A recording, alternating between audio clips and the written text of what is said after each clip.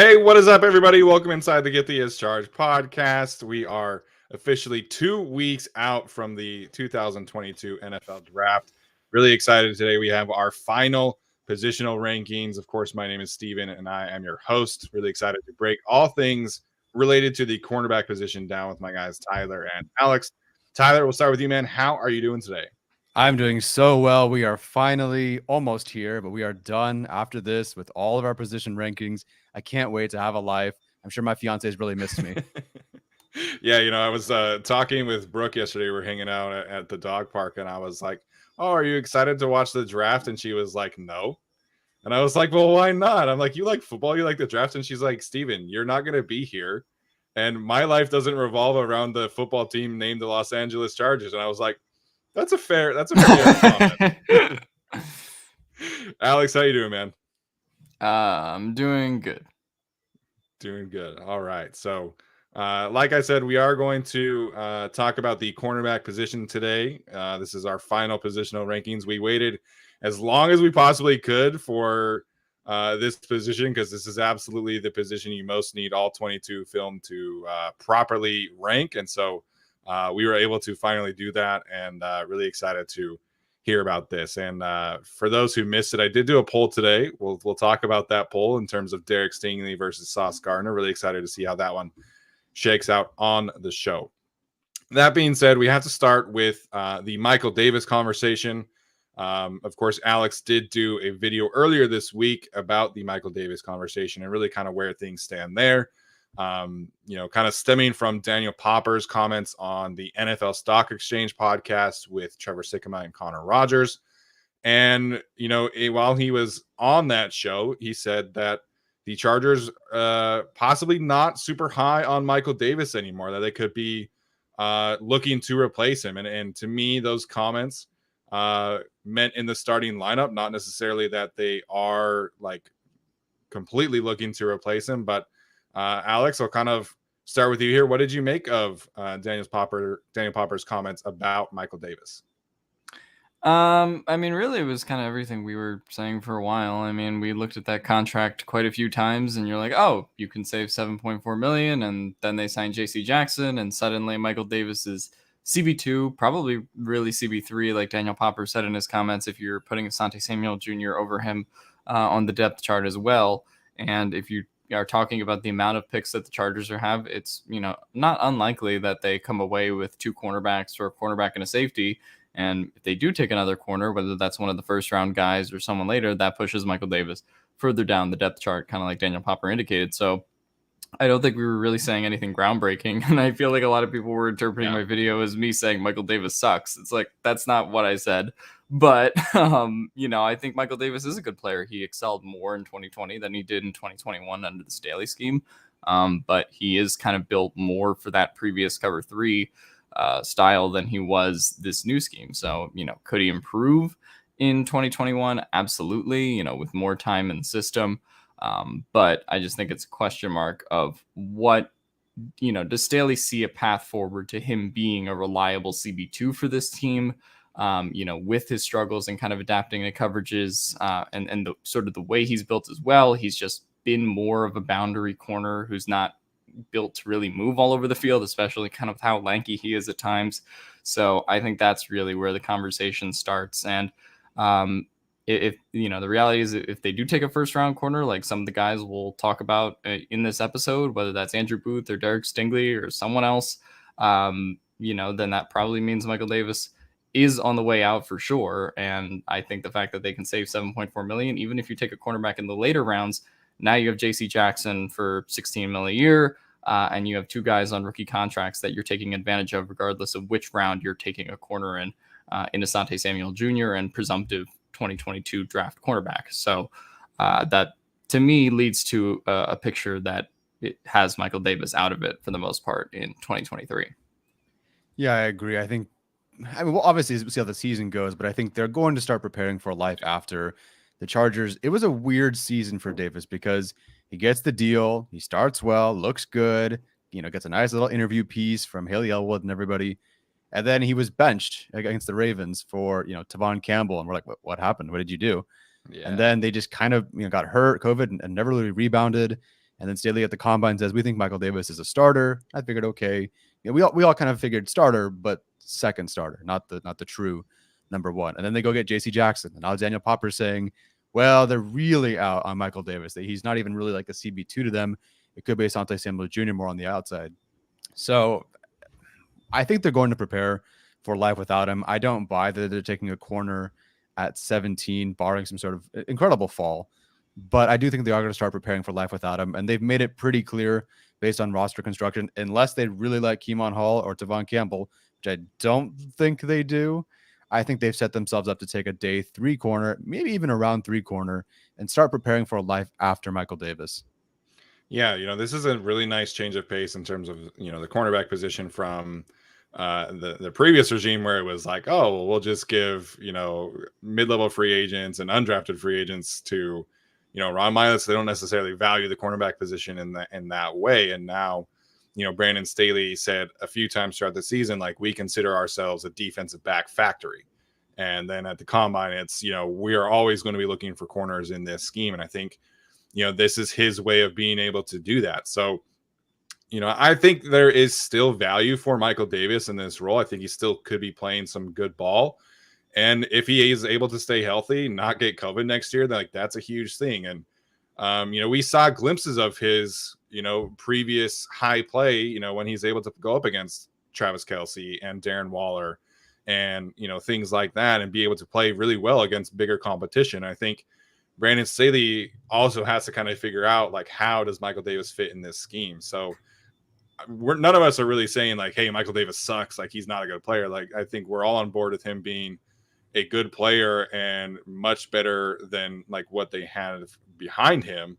But I don't think his presence there is going to stop Brandon Staley from getting an upgrade by any means, if there is one available to him. Because, I mean, if you can have Michael Davis at your CB4, like, that's a great cornerback room. Like, you're sitting really pretty at that point, not dealing with Tavon Campbell and Keemon Hall and Trey Marshall and, Devontae Harris and all these, like, special teamers that you're signing. So, Brandon Staley is going to remake this, and I think Michael Davis could certainly still have a role there. But if Brandon Staley can get an upgrade, he's going to get an upgrade. Yeah, I think so. And obviously, he said it so many times this offseason. Get your head around, turn around at the right time, knock the football down. And Davis just didn't do that last year. Did the year before. So hopefully, I don't want to say it was all because of Ron Miles, but Ron Miles was a really good defensive backs coach. And in that final year with Davis, he had his best year. That's what got him paid. And he was turning around, making plays on the football, reading the football, picking off Tom Brady, and just didn't do that as much last year. So hopefully he can just rebound. Now he kind of knows what's asked of him. All the pressure is not as much on him this year. So I think he'll rebound. Again, even though I do think they are going to move on from him, because I don't think that Staley really liked his development last year, I still believe in him to turn it around this year to a certain extent.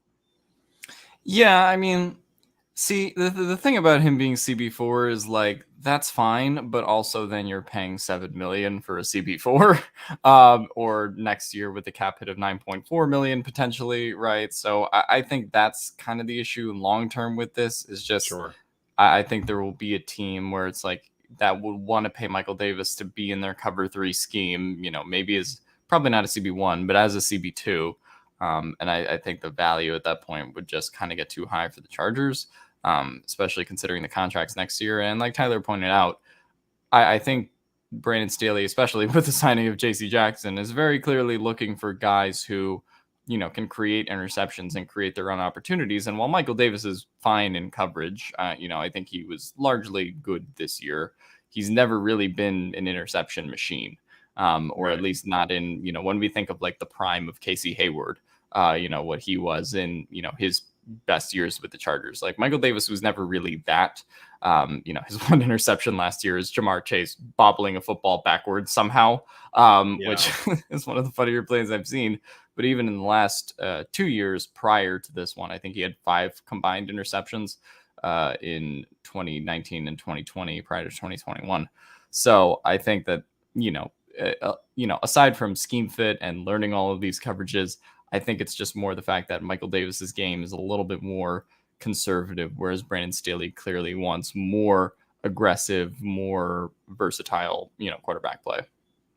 Yeah, I think that's totally fair, Alex. And by no means do I think that, cornerback is going to be the priority at 17. I think Brandon Staley believes that this team can take the best player available and they kind of figure it out later. And if that player happens to be a cornerback, then I think Brandon Staley will do that and move Michael Davis down the depth chart. But I think what is more likely is that, like Tyler was saying, that this is a 3rd round pick, 4th round pick, 5th round pick kind of player, and then kind of be proactive in terms of looking for your replacement for Michael Davis. So really interesting stuff there. I will say really quickly, had a question from Chorizo Compapas about who's starting opposite of JC. I said after the JC Jackson signing, I think it's JC and Asante Stingley Jr. starting outside in base packages, and then Michael Davis comes on the field in nickel packages, and then Asante moves into the slot. So I think Asante does have that leg up as a starter. I mean, he's obviously got to stay healthy. He's obviously got to, avoid the concussions. But I think that they are really committed to Asante. They really like Asante, and rightfully so, man. Like, we didn't really get to see him at his, best this past season, but we all really loved him coming out of the draft. So I think Michael Davis is kind of CB3, and Asante will start opposite of JC in base packages, but Michael Davis still going to have a role. Unless, like I said, like they draft a corner at 17. Yeah, it's definitely going to be a battle. I think that one is a true competition, unless there really just is favoritism for the guy that's Staley drafted, which I could understand. And Asante Samuel Jr. would certainly deserve to start. I'm a little curious if Staley has any preference for one guy being more size, one guy being a little bit more that JC Jackson type, who's not exactly the tallest, but more of a interception sort of guy. So I guess it might depend on what he prefers out there.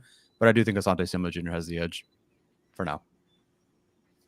Yeah, and the physical profile thing is a little interesting because I think there could be a certain scenario where Trent McDuffie is the best player on the board at 17, and we will get to hit our thoughts on him in a second here. But then you have 3 starting corners who are all under 5'10". Like, is that an issue for Brandon Staley? Is that something that he doesn't really care about?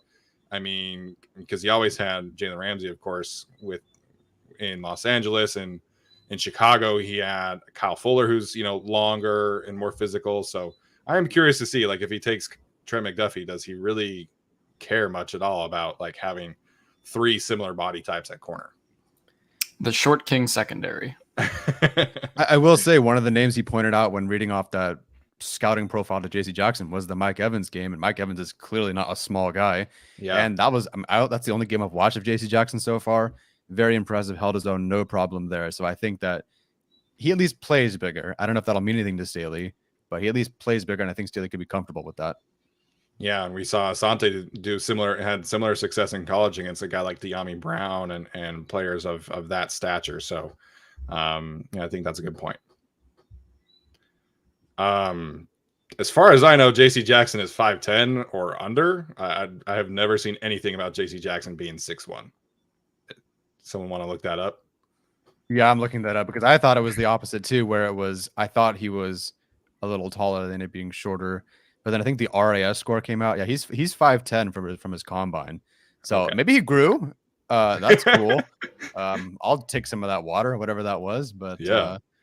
No, he's 5'10" at the combine. Okay. I mean, maybe he grew. I don't know. Okay. Possible. What is 69.75 inches, guys? What is that in feet? Is that 5'9" and 5'9", 7'5"? Yeah, 5'5". That's 5.8 feet. Forget it. He's not 6'1". Okay. He's not 6'1". PFF has him at 6'1". That's a lie.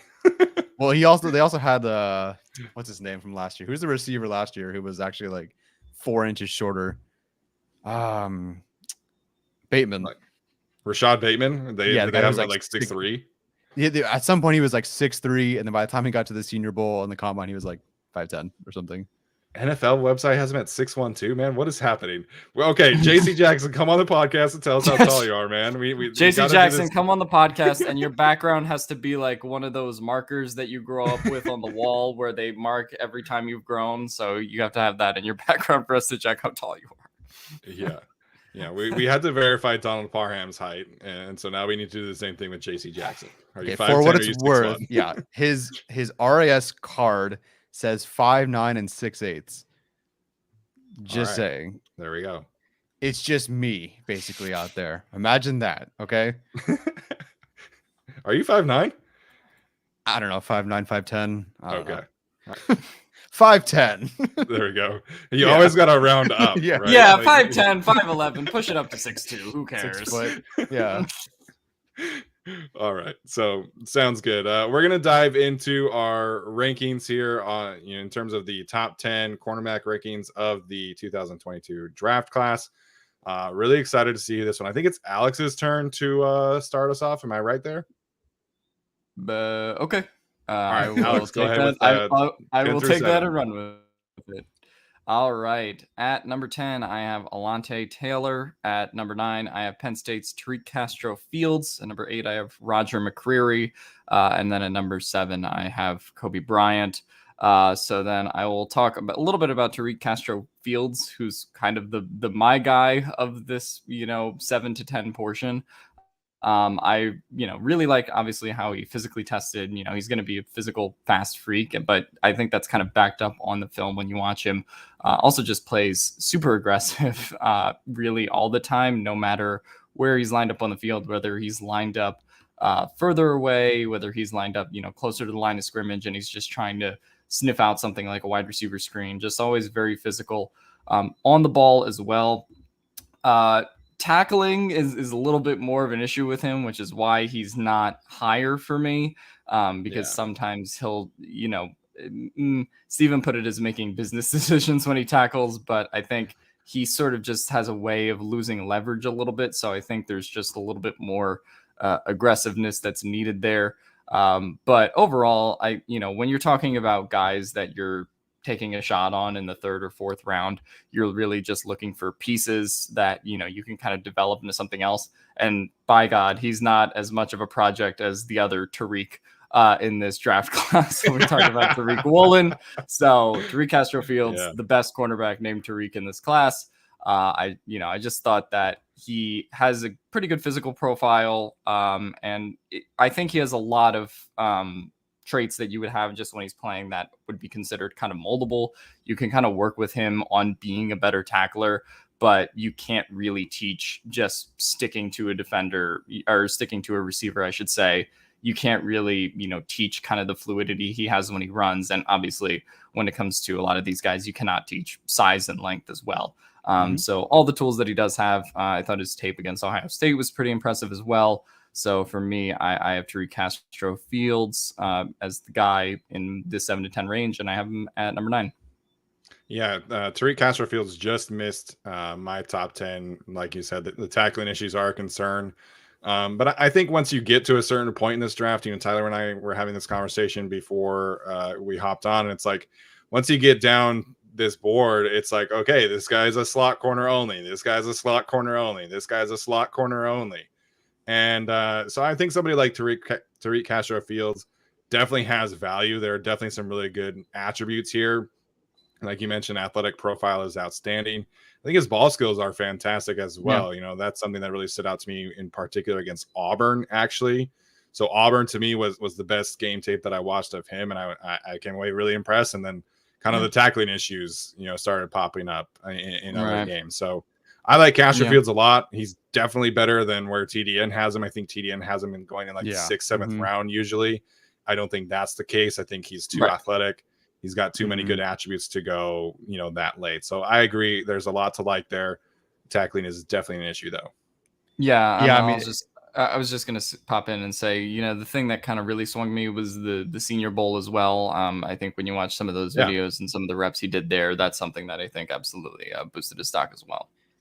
That's a good call. I didn't go back and revisit the Senior Bowl for corners. I probably should have, but I did not. But same issue, obviously, the missed tackle rate. It's a missed tackle rate of 29.1, which is 29. Shit. So I didn't know it was that high. Fuck. Yeah. So I mean, even that Ohio State, even that Ohio State game, I think Jackson Smith, I forgot to say his name, he dove and completely missed, something like that. He completely dove and whiffed on that tackle, and he went for 50 more yards. So that's definitely to be fair, he does that to everybody. True. Steven has firsthand experience. Yeah. I mean, to be fair, our running back was playing corner, but Smith-Njigba is that dude, man. Like, Yeah. early receiver 1 next year for sure. By the way, Steven, I had to look at my phone and relook at a previous episode. I noticed that your background has changed. You have some more Utah stuff up there. Nice work. Yeah, I went from all Chargers, had to put some Utah stuff in there. That the pennant from the Utah one is actually from the Rose Bowl, so cool. Had to get it up. All right, so I'll do my rankings next year. At number 10, I do have Marcus Jones from Houston. At number 9, I have Martin Emerson from Mississippi State. At number 8, I have Alontae Taylor from Tennessee.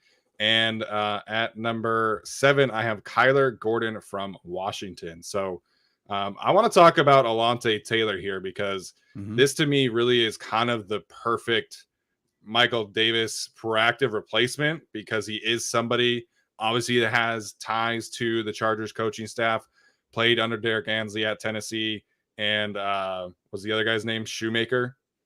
Yes, Isaac Shoemaker. Isaac Shoemaker, who is one of the secondary assistant coaches.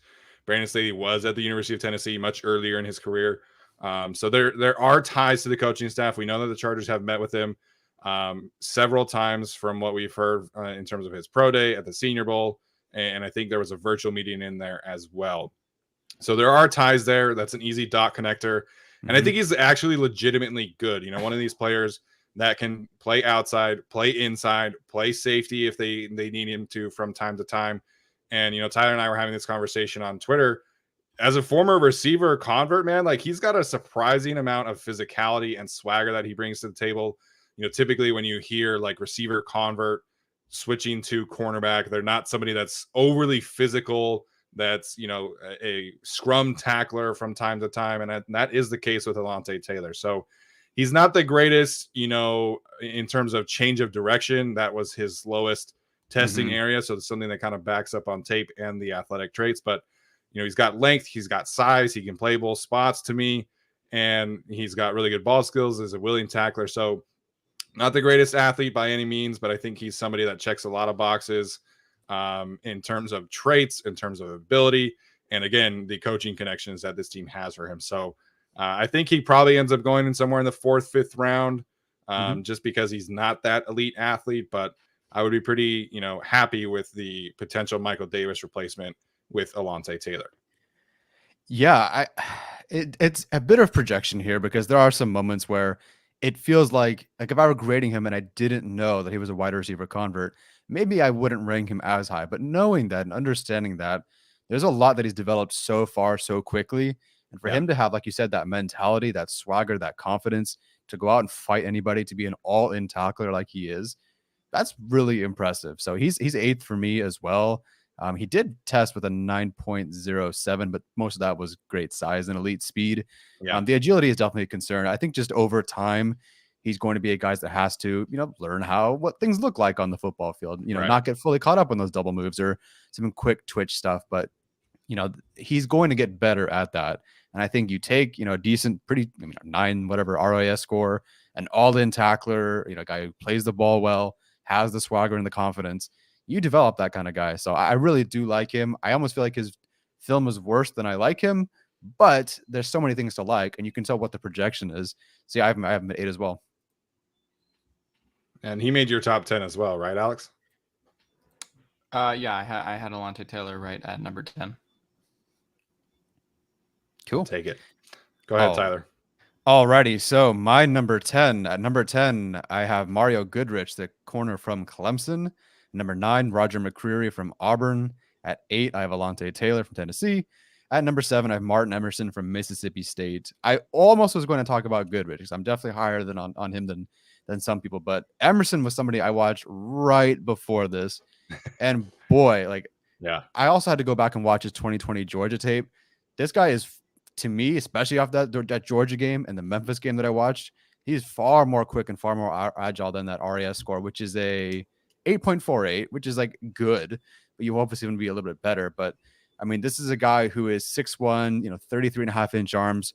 But watching him against Memphis, he was battling it with Calvin Austin on the outside and keeping up with him in that twitch, in that burst, in that breakdown. really surprising for a guy that big. But this dude is also a monster versus screens. If you watch him, maybe one play a game, one definitely against Georgia, one against Memphis that I watched at the end of my cycle today. He reads, reacts, and blows up the screen as the ball is getting to the receiver. So he's already read it, reacted, ducked under, or gone around the blocker, and blown up the receiver right when the ball touches him. And even like not illegally, but he's right about to catch the ball, hits his hands, jars the ball loose. Like he is ready to go downhill.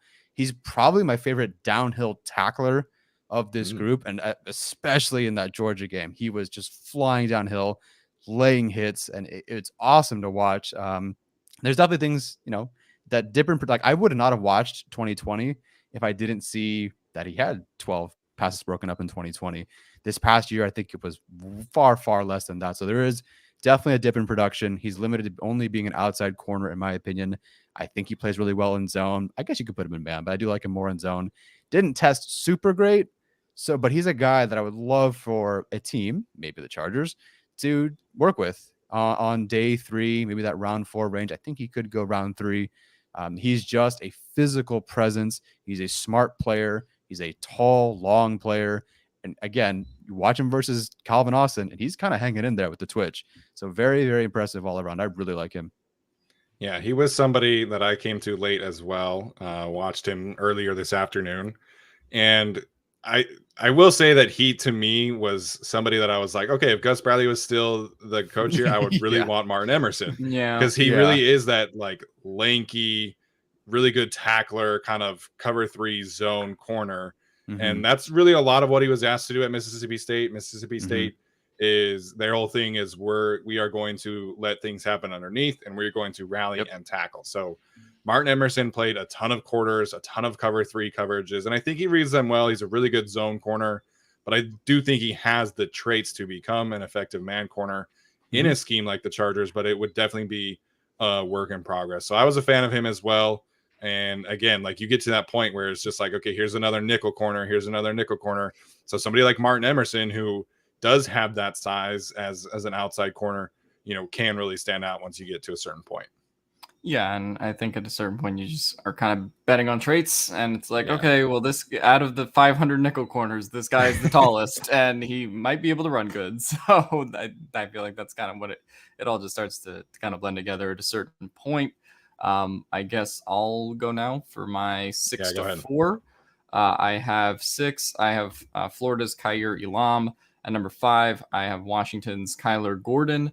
And at number 4, I have Clemson's Andrew Booth. So, yeah, I'll talk a little bit about Kyler Gordon just because I came away with it like, okay, this is like kind of the perfect Staley corner. Like when I just look at a guy who I think is going to be able to play, really from the nickel. I think he could play really all over the field.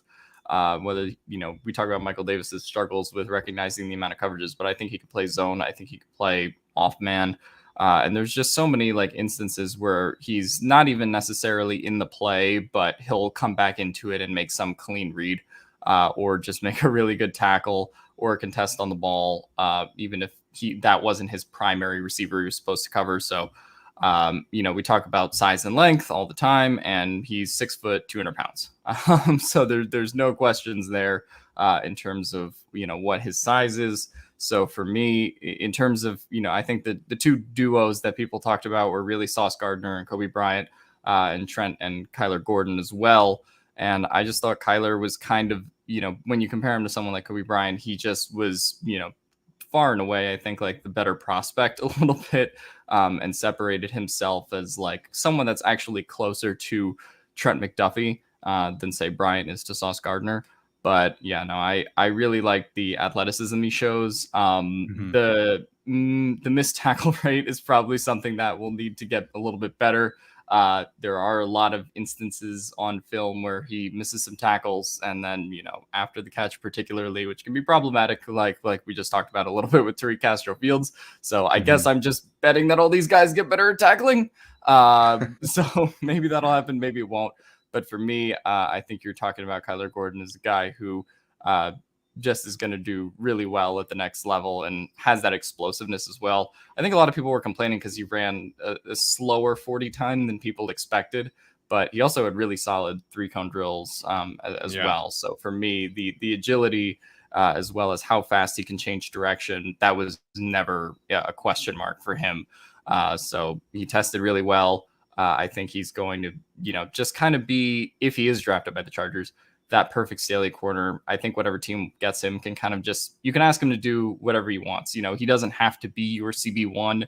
He doesn't really have to have that expectation from day one. And he can just focus on making plays with the ball, whatever position you put him in on the field. So I think, his blitzing ability is really great too. So I think that for me, Kyler Gordon is the guy that the Chargers, although it's weird, he got invited to the draft, which I think is really weird because we don't think about him as like this top 30 day one player. Maybe NFL front offices are higher on him than the draft consensus is, and maybe there's a legit chance he does go in round one. But yeah, for me, I think that if the Chargers are sitting there maybe late day 2 and they want to trade up, or maybe even mid day 2 and they want to trade up, that's a cornerback prospect that I think is kind of, I'd be willing to bet on the traits there.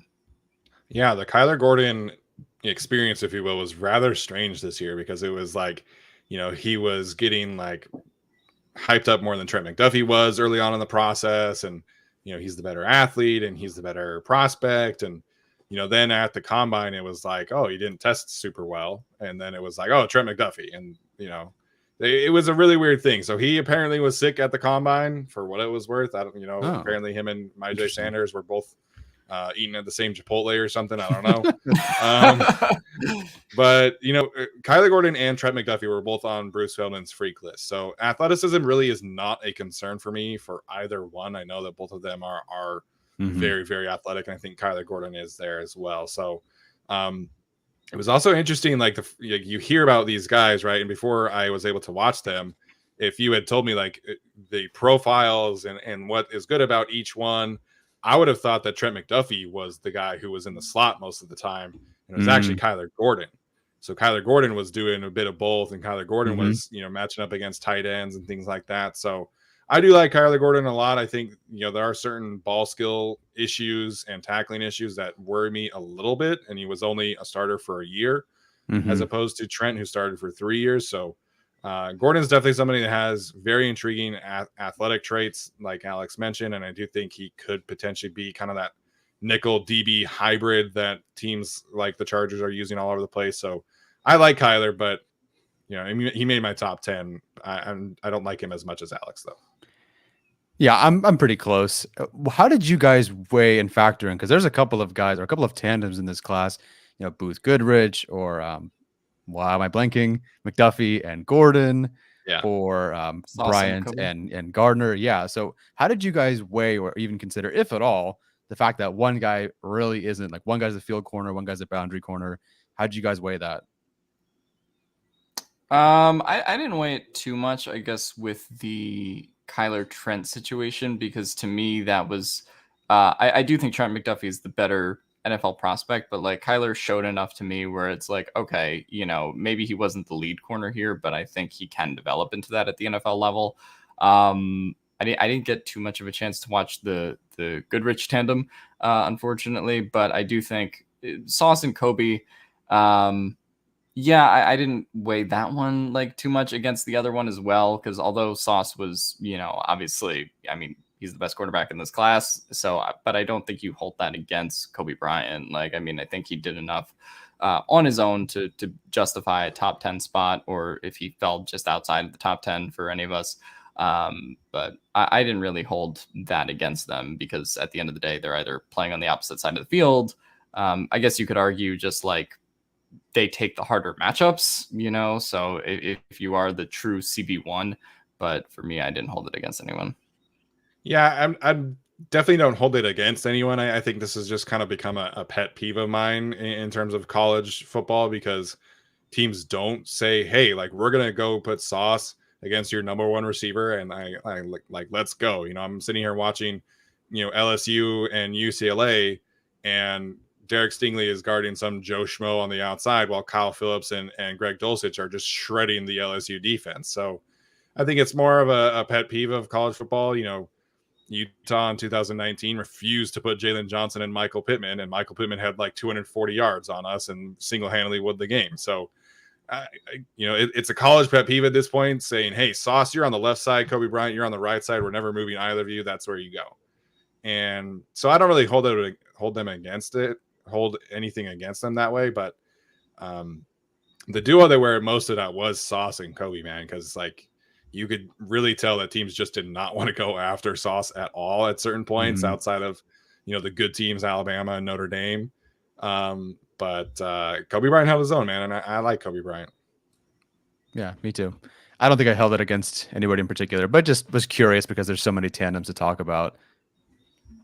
Oh man, we got a rat roll in here watching and grilling some prime rib, baked potatoes, zucchini, and green beans. Can we come party at your house, man? Can you invite us to the barbecue? Let's go. It's in New York. I've been there once. Ooh. It was nice. Binghamton? Is that how you say that? I don't think I've ever heard of Binghamton, New York. I think it is Binghamton. Alex, have you ever been to Binghamton? No. Sounds fancy though. It does probably sounds pretty bougie. I don't know. I don't know. Rat, tag me on Twitter with a picture of your grilling. I want to see it because now I'm hungry. So thank you. Yeah, send Steven a picture of your meat. Damn, he got you on that one. Dude, I'm laughing at Brain Fahoko all these like a couple weeks ago when he was like, "Man, I'm trying to get into this raw meat game," and I'm like, pause. Fahoko's tweets are just so weird, man. Like they'll just be like, I don't know. It's either like I'm eating some raw meat today, or Russell Westbrook is the greatest Laker of all time, and I'm like, there's just no in between. I don't know with him. Braden's out here talking about how In-N-Out sucks, which I agree. And then he's like, "Oh, tacos and hot dogs are the same thing." And I'm like, bro, you can't do that to me. I just can't keep up with his Twitter sometimes. He's the gift that keeps on giving. He is. All right, we'll get back to the rankings here. So at number 6, I do have Kobe Bryant from Cincinnati. Number 5, I have Trent McDuffie from Washington. So I actually have Trent and Kyler Gordon almost right next to each other. Kobe Bryant's kind of in between them.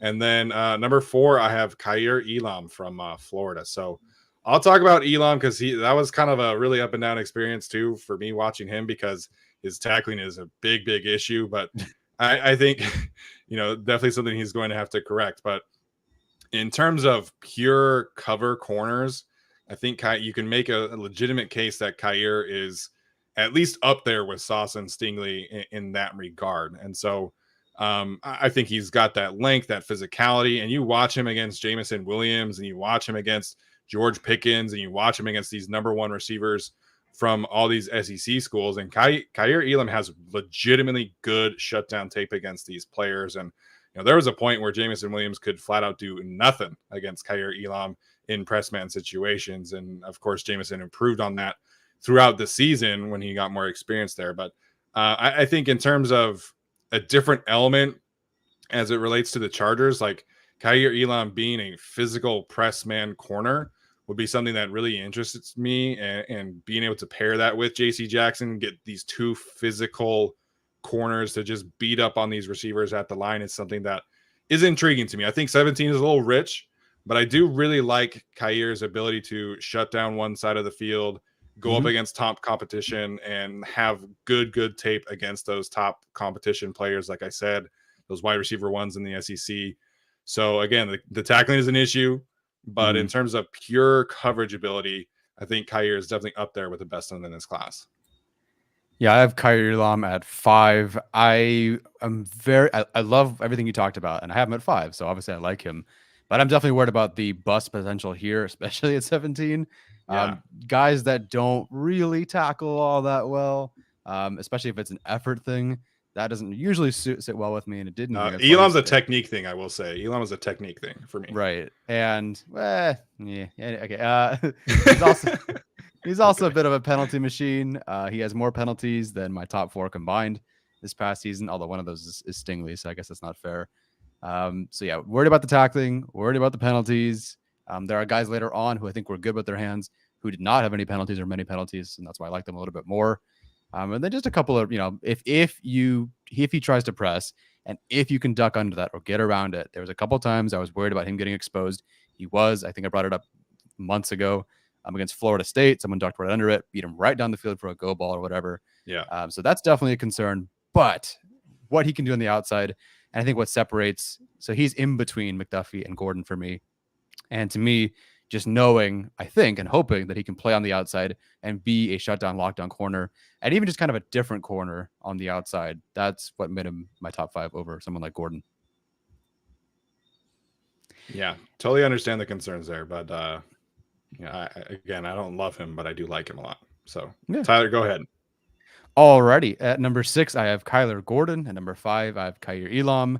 At number 4, I have Trent McDuffie. I actually have McDuffie in my number 3, graded exactly the same. It just came down to I'm more confident one can play on the outside. That is technically more valuable. I think McDuffie just has. I really liked McDuffie, and I really wanted to put him in my top 3. Yeah. This is a guy who I watched his 2020. Sometimes you just randomly pick up on things. And there's a play versus Oregon, I think, in 2020 where he has to chase some sort of shallow crosser or something across the field, and he runs right into another receiver, another defensive back or whatever, totally messes up on that play.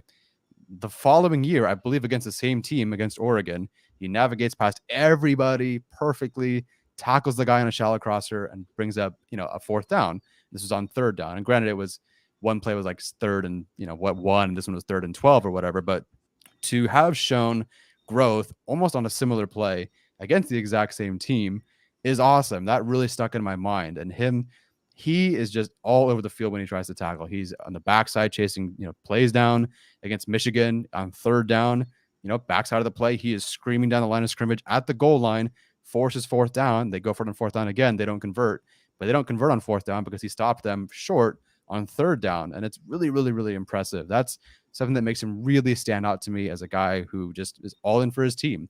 I think he's a guy who's got fantastic movement skills. He plays with outstanding quickness. He tested well.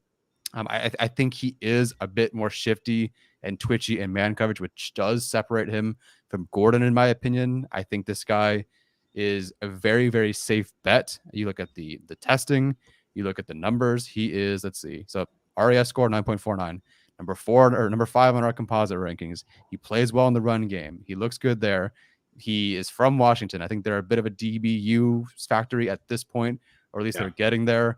And listen, if things don't work out on the outside, I think he has like all pro slot potential. I really think with his ability to chase down runs, to tackle, his twitchiness, I think he could be a legitimate all pro slot corner. So if it doesn't work on the outside, congratulations. You probably have a all pro slot corner, in my opinion. So I really, really like him overall. Again, it's just he doesn't really project as well on the outside as the 3 guys I have ahead of him. But overall, I really, really do like him. And it was awesome watching him.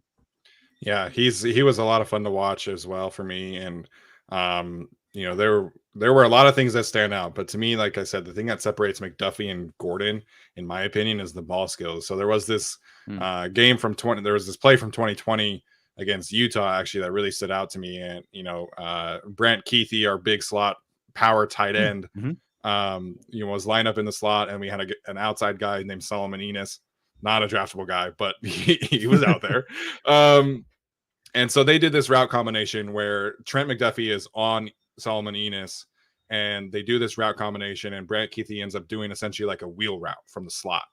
And McDuffie has to go from Enis and exchange and get onto Brant Keithy, who's like 6'3.5", 6'4", big tight end. And then the quarterback at the time throws it to Keithy, and it was a jump ball situation. And Trent McDuffie went up there, right up with him, battled him at the catch point, really physical guy, and intercepted it, came down with it. And that really stood out to me at the time. And, there were several times against Ty Jordan, the running back who passed away, where he's tackling him in space and coming down in run support and being a physical corner.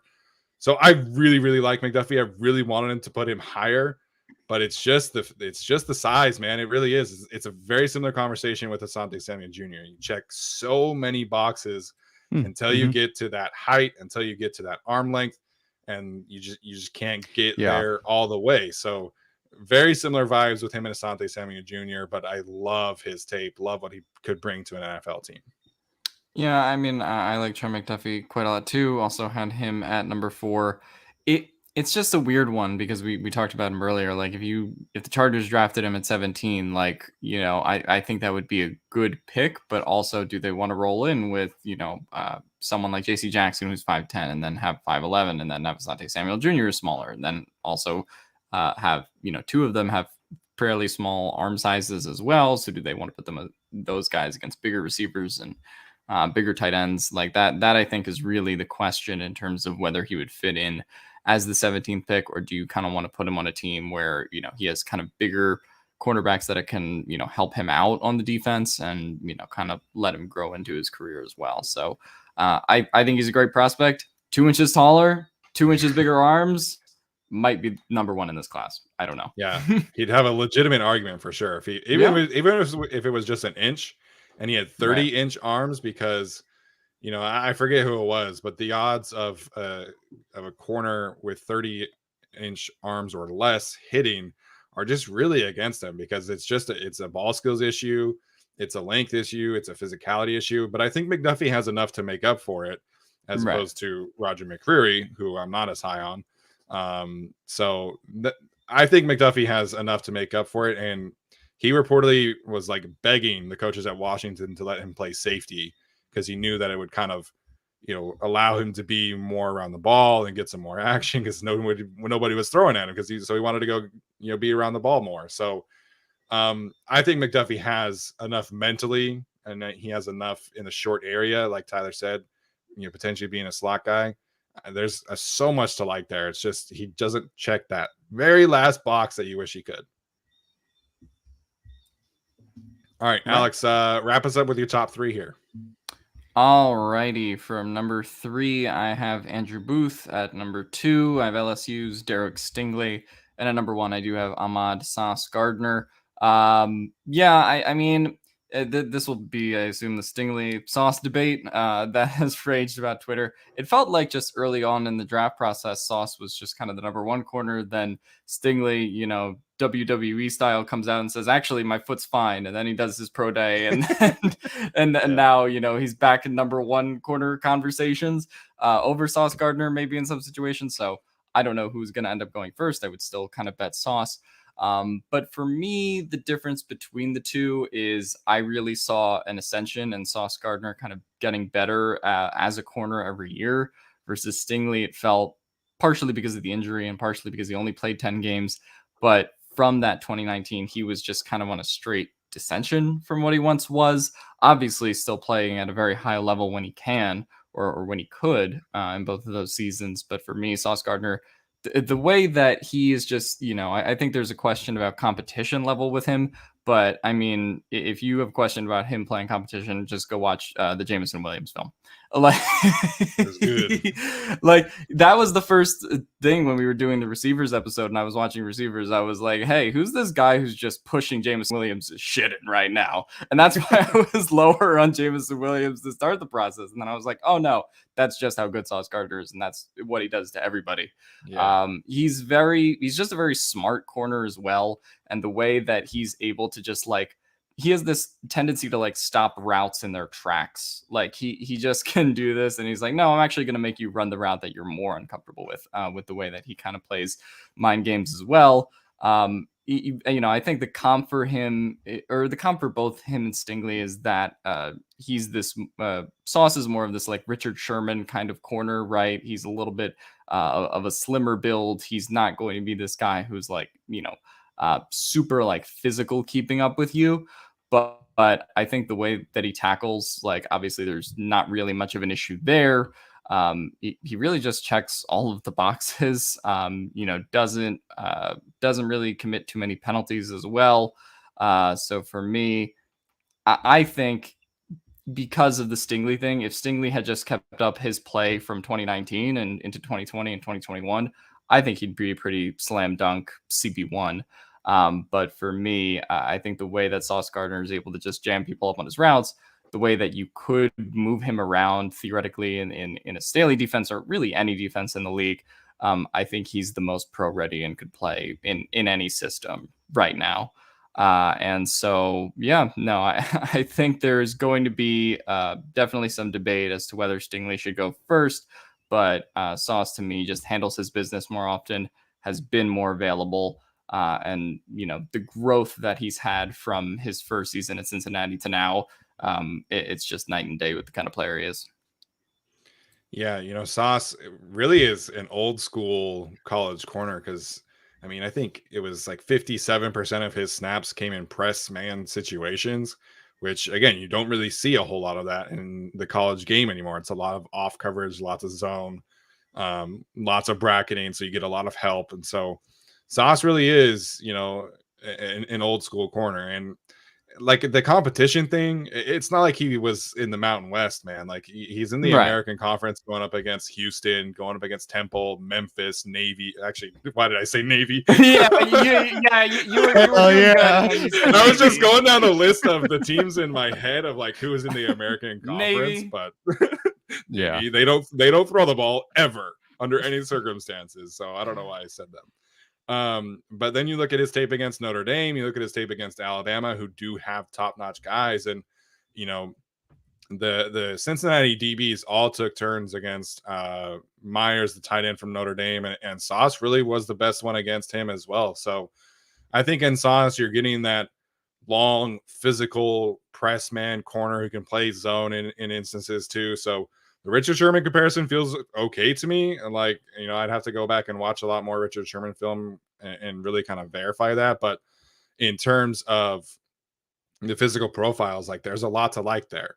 So I totally understand where you're going. I have Derek Stingley at CB1, man. And Got outnumbered 2-1. Great. You never know. I know. Yeah, me and Tyler were messaging back and forth while Alex was asleep the other night, and we're like, man, it's like so conflicting because Sauce is cleaner. Like he does have that ascension, progressing each and every year. And like you watch the Jameson Williams stuff, and it's legitimately elite tape. And I wish he wasn't. I think he got hurt in warmups against Georgia last season.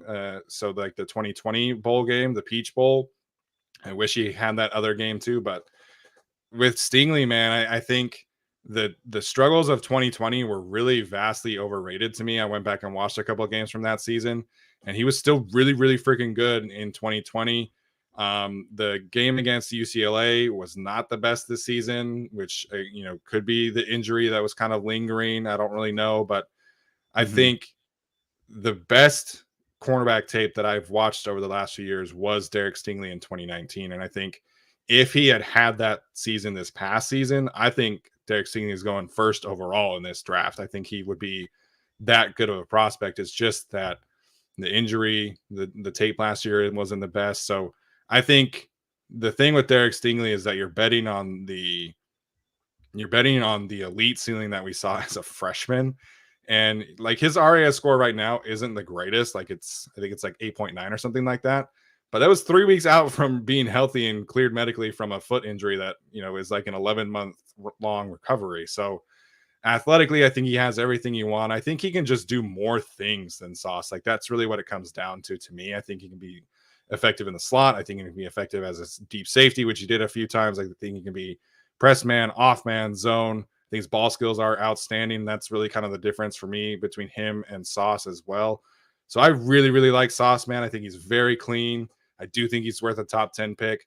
But I think if you can get Derek Stingley and get 2019 Derek Stingley out of him, you're looking at a top 3 potential corner in the league. And so I understand the risks. I normally hate doing this with like medical concerns of this nature.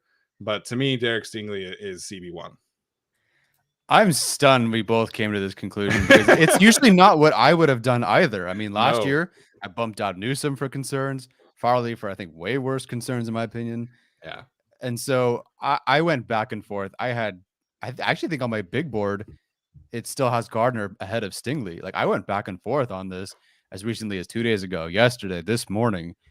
But to me, so like Treylon Burks isn't my highest graded wide receiver, but he's my wide receiver 1 because I'm betting kind of on what he could do if he goes to the right team, if he goes to the right situation, who has the higher ceiling. And I think that's Treylon Burks.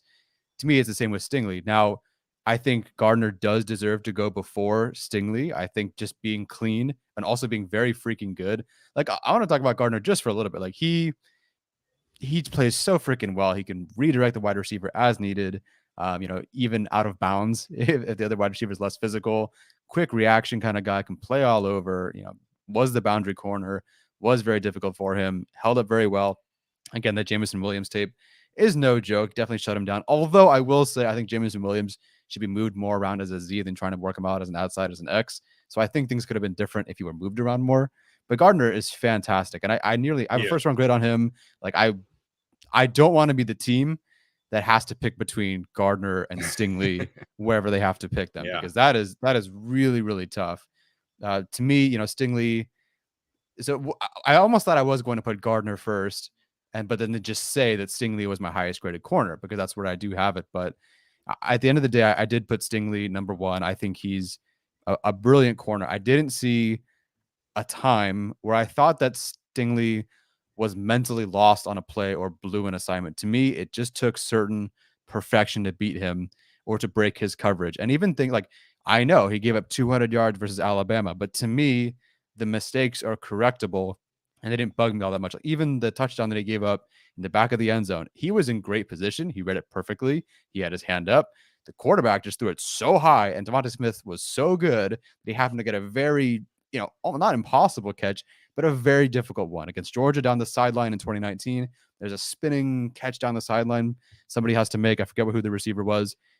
It's like you have to beat him perfectly to beat him. Now, there are some guys who can also just regularly beat him, but overall, the ball skills, the head turn, the tracking, just were fantastic. And really the ball skills, I wish he had played more, because who knows what kind of stats we could have seen over the last 3 years. I mean, again, like Staley says, like this is his JC Jackson. I could totally see why he would like JC Jackson, Derek Stingley, because they have a lot of similarities in that regard. When to turn, how to turn, high point with one hand, and also just some of these guys, like they don't play. Some people just play the ball, but they forget to play the ball or the receiver. So they don't have that second hand behind him while playing the ball in front. And he does that just so well, so routinely. I love that. What really stood out to me, which I started to realize over time, is the way he just dominates the sideline. Because I was watching so many throws. I'm like, oh, he maybe got beat on that play. Oh, maybe got beat on that play. But the guy was just out of bounds. Oh, if he was just in bounds. And then I'm realizing there are a lot of players catching the ball out of bounds deep against Derek Stingley. And what I'm realizing is he's redirecting with his hands. He's turning and moving beautifully, squeezing that wide receiver. So it's so difficult. Again, that twirling catch that Georgia had to get down the sideline. It's so hard, so difficult for a quarterback to fit that ball on the outside to the boundary against Stingley, because you're catching it out of bounds. And that's why his reception rate, whatever it is like 33% that year. I think 40% overall, because guys have to make these impossible, difficult catches. Oh, but then you throw it inside and he's picking it off or swatting it down. It's just, he controls the boundary in such a way. It was so phenomenal. And then finally, sorry for the long one. I already talked about Stingley, but I like Stingley a lot. There are just a couple of in-space plays that he makes when tackling.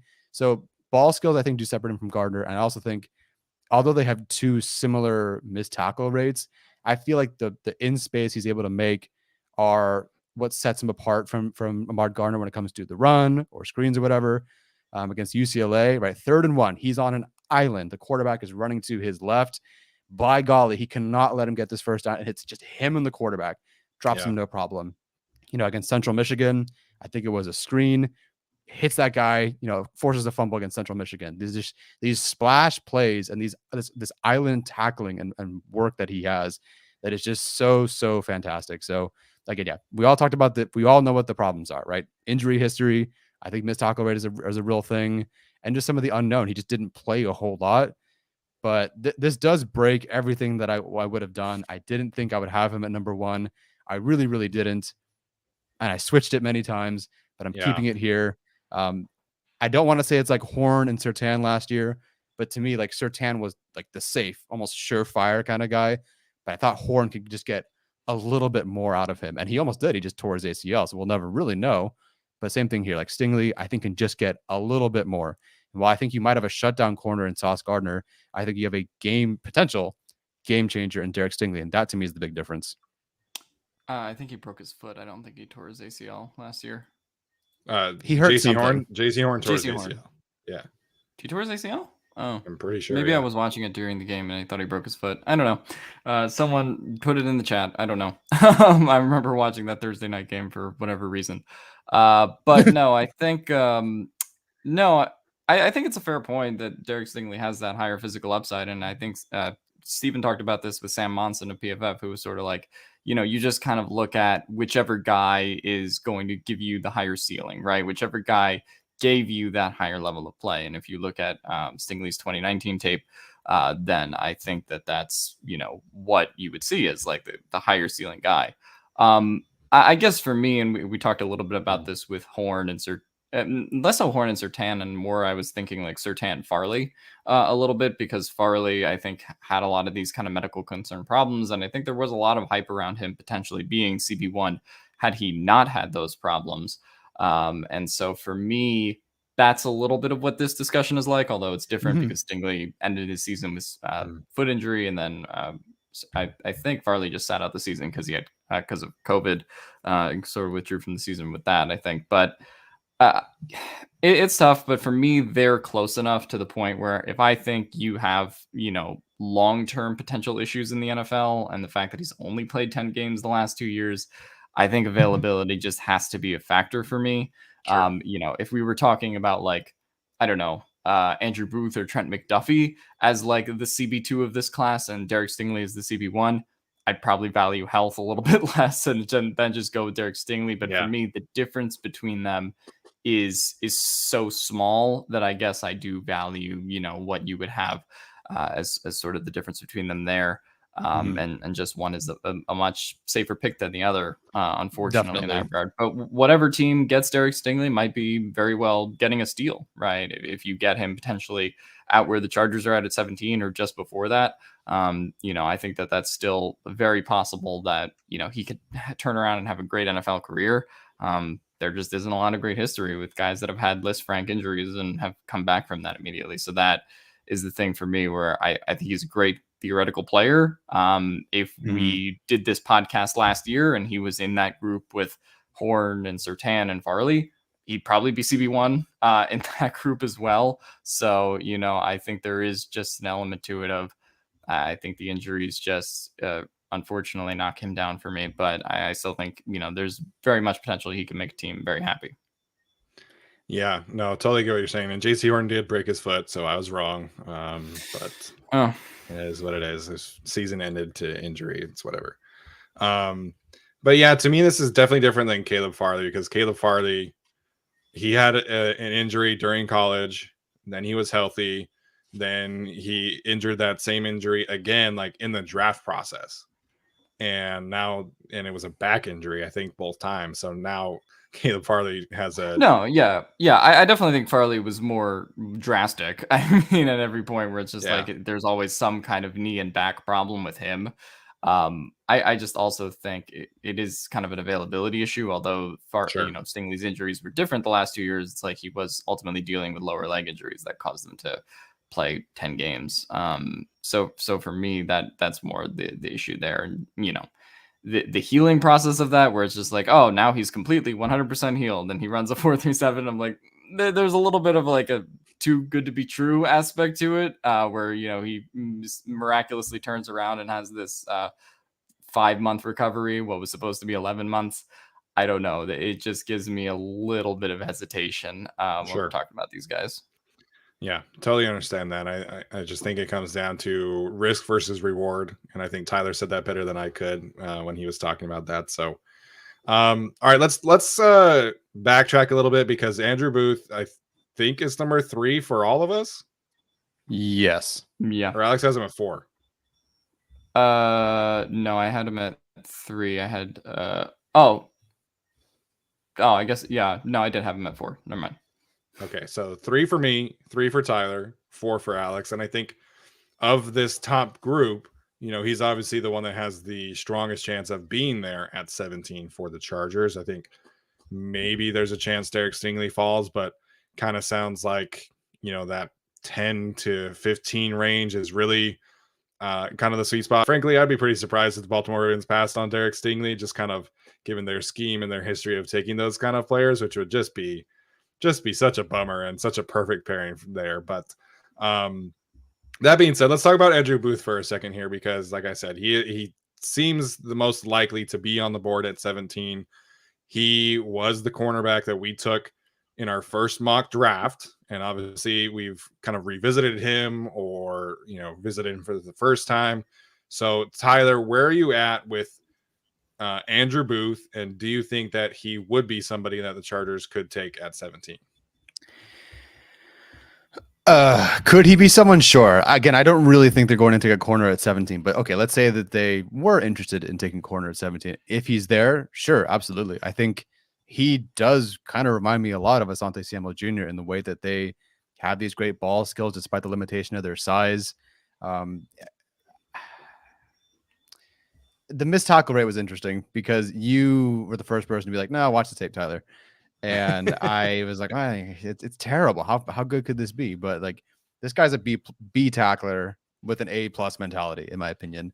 But I think his ability to play aggressively, stick in the hip pocket, fit very well with wide receivers down the field. I think he's always just in the right headspace, in that right position to make a play.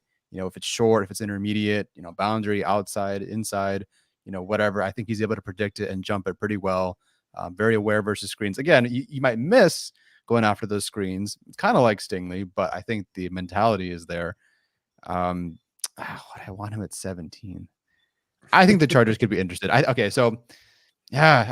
they think Asante Samuel Jr. is a corner 2, and he is going to be the corner 2 at best this year, and if I think Booth reminds me a lot of, but a better version of Asante Samuel Jr., then would they want someone like that at corner on their team with Asante Samuel Jr.?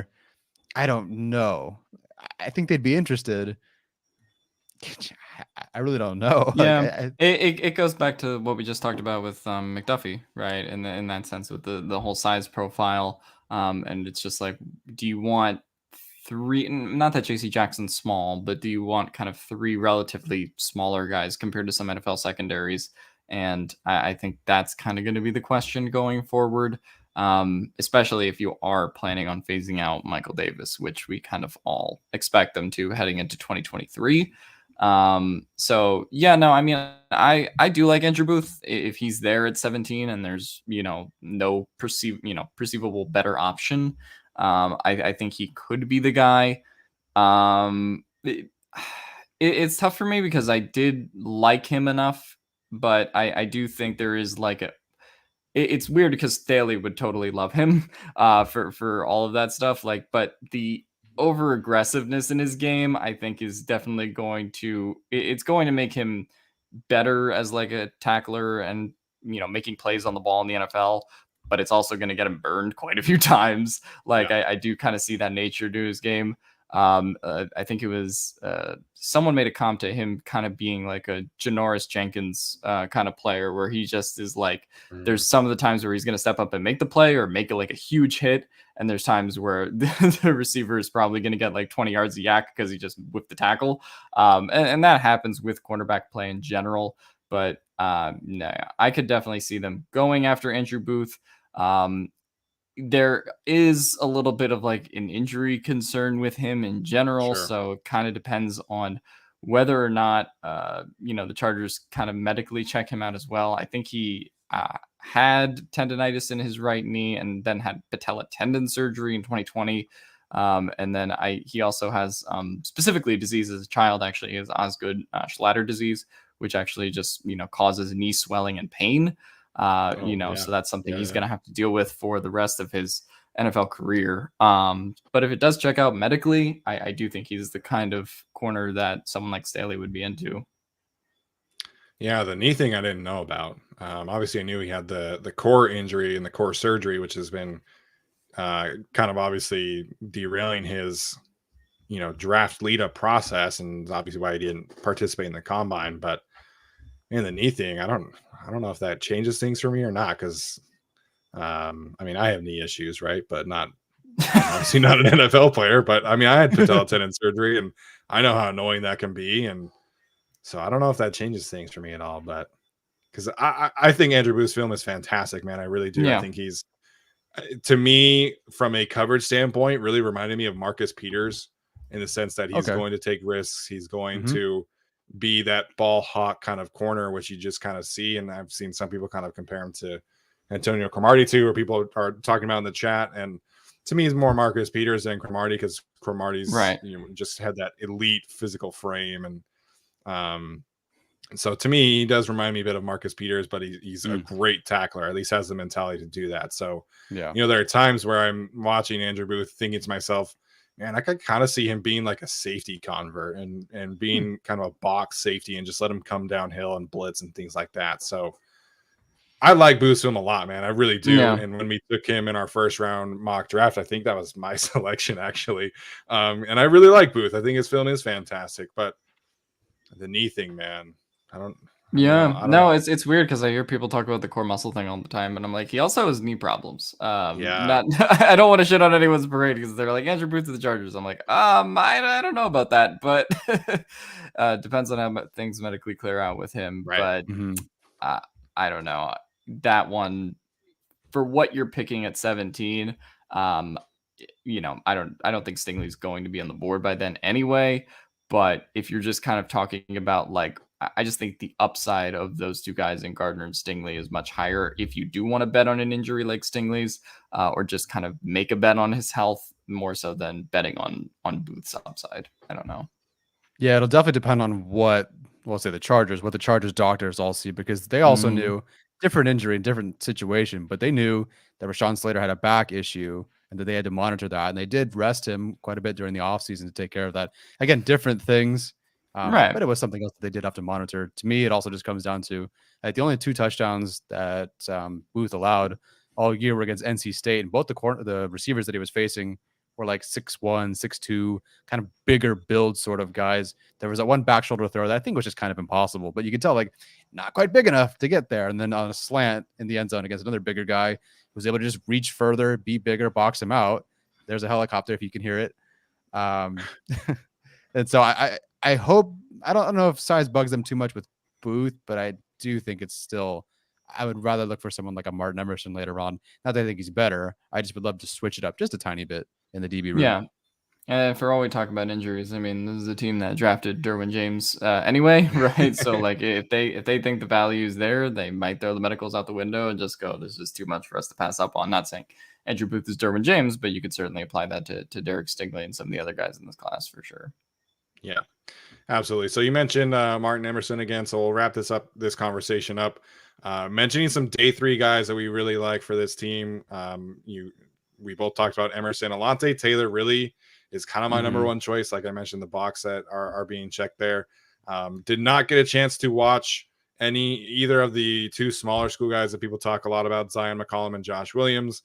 Obviously, we had Josh Williams on the show early on in the process, so he's a really good dude, and I think his film at the Senior Bowl was really fantastic. But in terms of game tape, have not watched it, do not have access to that. So those 2 players definitely deserve mention. I do think that Kobe Bryant, we mentioned him, athletically doesn't check like all the boxes, but I think if the Chargers are really looking for a pro-ready option, I think Kobe Bryant really is kind of the best option there. Again, probably available on day 3, not going to be a super high draft pick. I think his RAS score is in like the 6s, so it's not like a disaster. But when you're looking at, we didn't talk about him, but Tariq Woolen and his 9.9 RAS score versus Kobe Bryant, things like that. We've seen NFL teams generally tend to take the athletic upside over a guy like Kobe Bryant, but I think his film is really good. I think he has a mentality that fits what the Chargers want to do at that position. And of course, his name is Kobe Bryant. So he's somebody that I would really like along with Alontae Taylor. Okay, so Tariq Woolen, a fantastic RAS score. Let me give you one that's going to be as far as possible from that. A guy that, listen, they took Mark Webb last year with not so great RAS score. Hell, they even took Larry Rountree with not so great RAS score. You don't need to have a good RAS score. So Darion Kendrick from Georgia has an RAS score of 1.54, which is not great. No. I honestly do believe that he does look faster on film than his yeah. RAS score.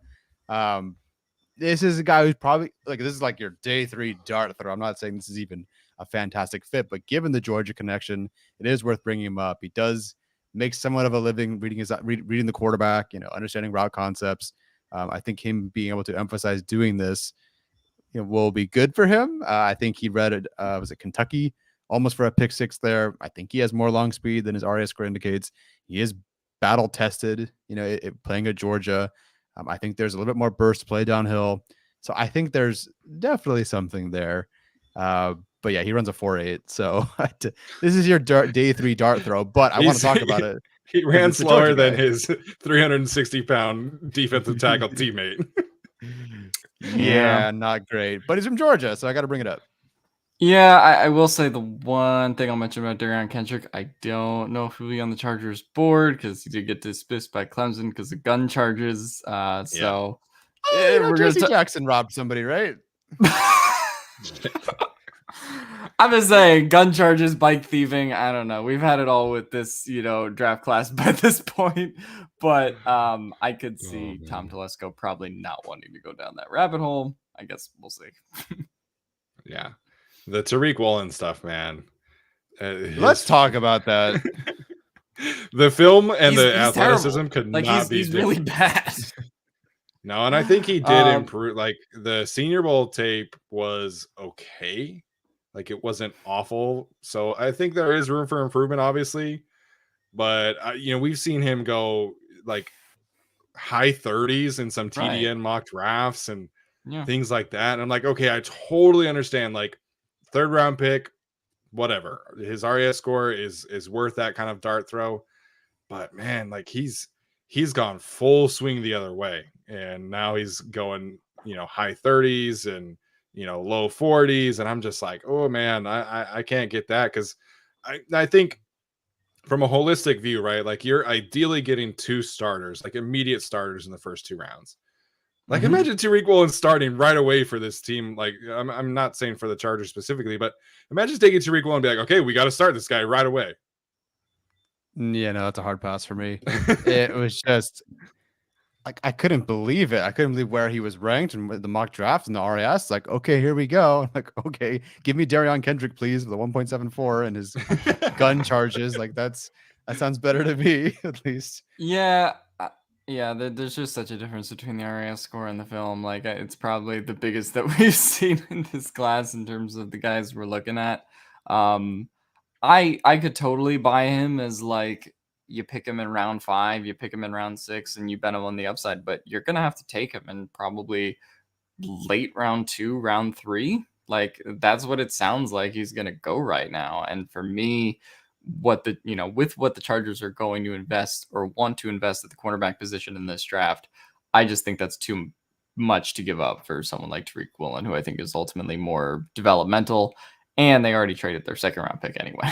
Right. So I just don't think you can, put a 3rd round pick on Tariq Woolen and then like bet on that. I think that's a lot. Did anyone get a chance to watch Cam Taylor-Britt versus Oklahoma? No, tell me about it. Okay, I'll tell you about it. So this is the roughest game I've ever seen a corner or any player ever go through. For the starters, he has to deal with Marquise Hayes. So there are several times where Marquise Hayes is, and all the blockers and the tight end blockers and wide receiver blockers are just doing their jobs and blocking him out of plays. That's not fun. Then for some reason, the entire Oklahoma offense, the receivers in particular, wanted to fight this guy. There are 6, 7, 8 plays where they are shoving him. There's one point where there's like a wide receiver screen that they don't go to. So there's just 2 wide receivers standing there and they're both shoving him. There are wide receivers in the slot who are blocking him 20 yards downfield and dumping him in the dirt. There's for no reason, another wide receiver just hits him in the end zone. Awful. Later in the game, I think Nebraska had or Oklahoma had 3 points and he bites on play action. A touchdown goes right by him. Like, oh, that sucks. He finally has a chance to make a play on the football after getting abused all game, missing tackles, getting blocked, giving up the touchdown play action. He finally has a chance to make a play on the football. He guns it way too early for the wide receiver. He runs in the wide receiver before the ball even gets there and knocks himself out of the game. And that's how the game ends for him. It was one of the most awful experiences I've ever seen a DB go through in my life. Jeez. Yeah, I thought I would have liked him. I've seen several clips on Twitter of him making plays against the run and being that feisty, slot corner that I think definitely has value in today's league. But after you showed those clips of him against Oklahoma, I was like, I don't want to watch this. No, it was bad. This poor man went through it and Poor then knocked guy. himself out of the game. Like he's just on the floor at the end of the game. That's brutal. That's Hope he's good though. yeah.